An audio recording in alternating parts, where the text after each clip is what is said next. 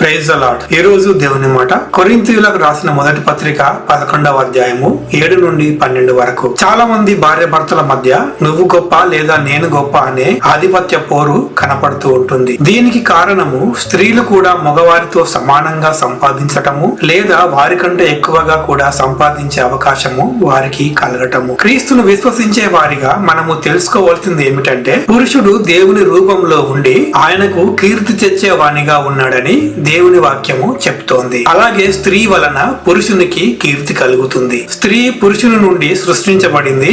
అంతేకాక పురుషుడు ఆమె కోసము సృష్టించబడలేదు, కానీ స్త్రీ మాత్రమే పురుషుని కోసము సృష్టించబడిందని దేవుని వాక్యము చెప్తోంది. ఆ కారణంగా తన మీద ఒకరికి అధికారం ఉన్నదని, దానికి ప్రతీకగా స్త్రీ తల మీద ముసుగు వేసుకోవాలని దేవుని వాక్యములో రాయబడి ఉంది. అలా అని చెప్పి పురుషులెవరు అధికారంతో విర్రవీగటానికి లేదు. ఎందుకంటే దేవుని దృష్టిలో ఇద్దరు కూడా సమానమే. దేవుని సృష్టిలో ఒకరి మీద ఒకరు ఆధారపడి జీవించవలసిందే. ఆదాము తర్వాత పురుషులందరూ మొదటి స్త్రీ అయిన అవ్వ నుండే సృష్టించబడ్డారని దేవుని వాక్యము చెబుతోంది. ఇద్దరు సాటి అయిన సహకారులుగా ఉంటూ ఒకరినొకరు ప్రోత్సహించుకుంటూ ధైర్యపరచుకుంటూ వివాహ జీవితము సాగించండి. నేను గొప్ప నువ్వు తక్కువ అని సాగితే సంసారము నవ్వుల పాలవుతుంది. మన మూలంగా దేవుని నామానికి అవమానము కలుగుతుంది. పరిశుద్ధాత్మ దేవుడు తన నడిపింపును మరింతగా మనకు అనుగ్రహించును గాక. ఆమేన్.